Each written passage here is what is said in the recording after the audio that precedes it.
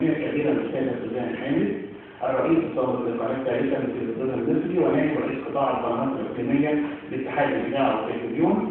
من المحل والنصف حتى الرابعة تأتي الجلسة الثانية والأخيرة لثلاث محاضرات. المحاضرة الأولى للإعلامية الشابة والمبهجة بشبكة الشباب والرياضة الأستاذة وفاء السواد، وهي ذات باع طويل في إخراج البرامج الرياضية والقدرات المفتوحة مع شبكة الشباب والرياضة بجانب قيامها في إدارة بعض المحطات الإذاعية على شبكة الإنترنت. المحاضرة الثانية للإعلامية الشابة المتميزة الأستاذة نهاد سماحة رئيس تحرير الإخبار إذاعة نغم FM وذات نشاط تطوعي مع منظومة في الفصل الأخيرة.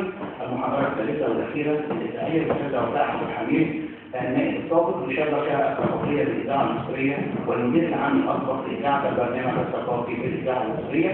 وسنعلن في نهاية الملتقى نتيجة مسابقة أفضل برنامج في إذاعات الإقليمية المصرية التي نوات عنها في نهاية شهر يناير الماضي، وتقدمت بعض الإذاعات وشكلت اللجنة متطوعة حاليا من قدامى الإذاعيين في اتحاد الإذاعة والتلفزيون، وتم إخباري بنتيجة المسابقة وسوف تعلن في نهاية اليوم.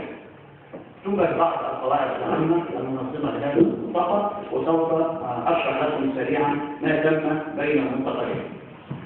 القواعد العامة المخالف لهذا الأمر. أعتذر أيضا عن تسجيل المحاضرات بشكل كلي كما طلب مني البعض وبحسن نوايا الكثير منهم، لكن النشاط قاصر على المحاضرات داخل الجمعية الإفريقية والملتقى الإعلامي الثاني لإذاعات النصف المصرية. فأعتذر عن هذا الأمر أيضا.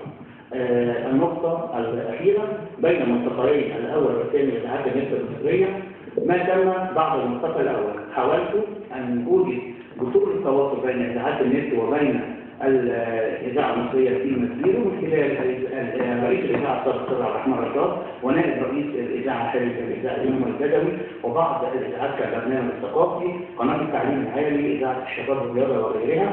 وبالفعل شاركت بعض الإذاعات في بعض البرامج الإعلامية في الإذاعة التعليمية، قناة التعليم العالي راديو التكية. أيضا راديو صدى الخير كان من المفترض أن تكون له بعض المشاركات. راديو ميم في المحلة الكبرى على شبكة الإنترنت شارك معنا في ندوة عن إذاعات النت تكريما لهذا الملتقى في المجلس الأعلى للثقافة من خلال الكاتبة الصحفية الدكتورة حسنة بدر مدير تحرير مجلة صباح الخير في 21 يناير الماضي، ونوعت عن هذه الفكرة. أيضا بعض الإذاعات الكلاسيكية وغيرها بدأت تتواصل مع بعض المراكز الإعلامية في تغطيات إعلامية مباشرة في معرض القاهرة الدولي للكتاب وغير ذلك من الفعاليات الثقافية. كيف ننمي ثقافة التطوع بالعمل الإعلامي؟ هذا هو الهدف المنشود من هذا الملتقى وغير ذلك من الملتقيات القادمة. يعني توجد بعض المحطات الاشتراكية، توجد بعض المراكز التدريبية، توجد بعض الوسائل الإخبارية وكلهم متواصلون معي عبر النت أو عبر الهاتف. يمكن أن يعبر عن نفسه وعن فكره وأن ينقل أفكاره منه إلى الآخرين دون أي تكلفة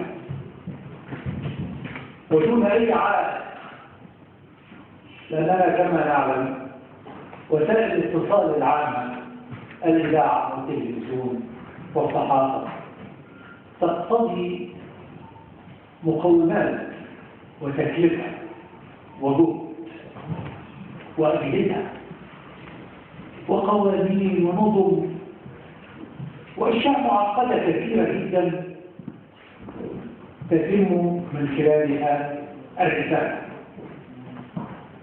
أما إذاعات النت فمتحررة من كل ذلك. كل إنسان يملك جهاز كمبيوتر أو يعرف طريقة إلى جهاز كمبيوتر نزل عن النت. قول له كده، قول له ما ينفعش، قول له ما ينفعش. هننزل على النت ازاي؟ ننزل على النت كلام. يعني عمل مسرح الجامعة وتجربة جديدة الحقيقة أنا سعيدة جدا بيها. كانت مسرحيات عالمية ممثلة والحقيقة كنت بشرف إن أنا بقدم هذه المسرحيات، وكان في لجان التحكيم يعني لا أنسى أبدا أن كان المخرج الكبير جلال الشرقاوي أنا متذكرة قدامي 10 على 10 في التمثيل، والأهم منه 10 على 10 في اللغة العربية. فيعني تجربة جميلة عمري ما انساها. يمكن من المسرحيات العالمية اللي قدمناها كان في القصة المزدوجة لدكتور طالبي، وكانت مشاركة معنا أيضا في هذا العمل المسرحي كانت الفنانة إيمان صوفي اللي يعني يمكن دلوقتي مختفية عن الأضواء. التجربة في العمل التمثيل الحقيقة أفادتني كتير قوي. يمكن قبل ما أبقى مذيعة في مبنى الإذاعة والتلفزيون هي أماكن كثيرة جدا يعني عملت فيها، لكن هي مش محل كلامنا النهارده. احنا النهارده بنتكلم عن اللغة العربية تحديدا، قد إيه هي لغة جميلة وهي لغة القرآن. احنا لو احنا بنقرا القرآن كل يوم أكيد هنزيد وهنجود في لغتنا العربية الجميلة. احنا يعني لما بنتحدث باللغة العربية لا نخطئ أبدا التعبيرات، ونختار الألفاظ الدقيقة التي تعبر عن المعنى اللي احنا بنتحدث عنه.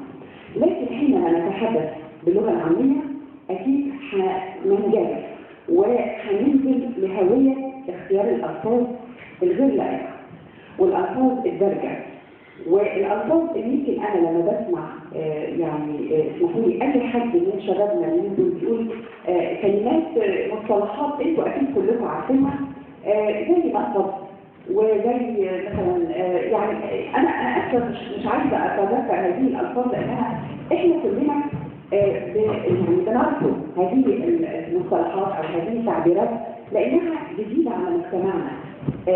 جت منين أنا ما أعرفش. هي لغة الشباب يعتبرها دي لغة العصر، لدرجة إن أنا ابني ساعات لما بيقول لي مثلا كلمة من اللغات اللي أنتوا بتستخدموها بقول له يعني إيه معنى اللي أنت بتقوله ده؟